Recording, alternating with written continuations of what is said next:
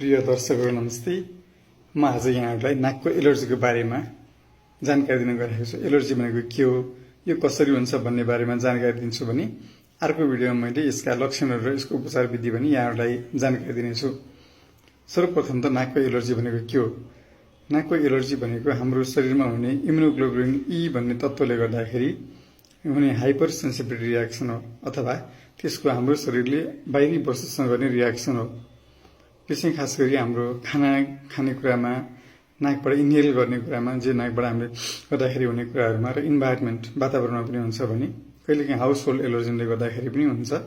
र यसले गर्दाखेरि नाकबाट हाच्छिउँ आउने, नाक चिलाउने, बाहिरी वस्तुको सम्पर्कमा र नाकबाट सिङ्गाना आउने अथवा पातलो पानी आउने समस्या हुन्छ। कहिलेकाहीँ टाउको दुख्छ, कहिलेकाहीँ घाँटी गर्नुपर्ने अवस्थाहरू आउँछ र कहिलेकाहीँ नाकले गन्ध थार्नुपर्ने अवस्था हुन्छ।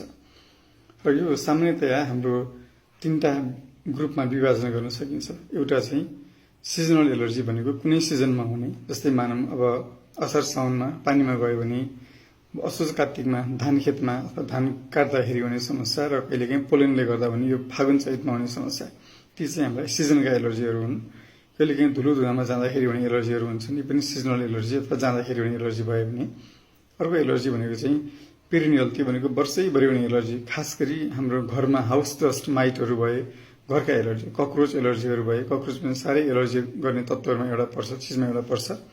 त्यस्तै घरमा हुने अन्य एलर्जीहरू भए, जस्तै धुलोहरू, ढुसीहरूले गर्दा पनि यो पेरिनियल एलर्जी हुन सक्छ।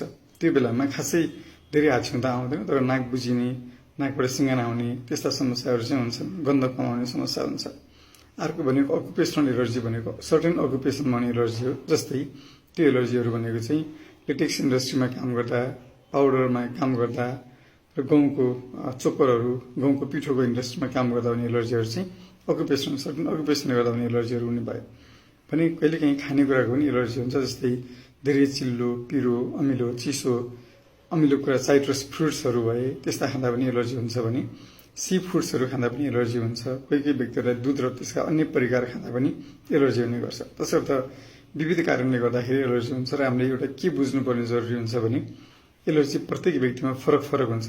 एउटा व्यक्तिलाई एउटै कारणले भनौँ न एलर्जी हुन्छ भने अर्कोलाई अर्को कारणले एलर्जी हुन्छ। तसर्थ हामीले एलर्जीको बारेमा जाँच गर्दा अथवा बिरामीलाई प्रश्न सोद्धाखेरि सर्टेन एलर्जी तपाईँलाई थाहा छ केही कुरामा भनेर हामीले सोध्ने गर्छौँ।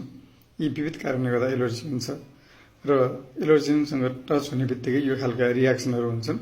बाँकी अर्को भिडियोमा हेर्नु होला, यसका लक्षण के हुन् भन्ने बारेमा र उपचारको बारेमा अर्को भिडियो पनि हेर्नु होला।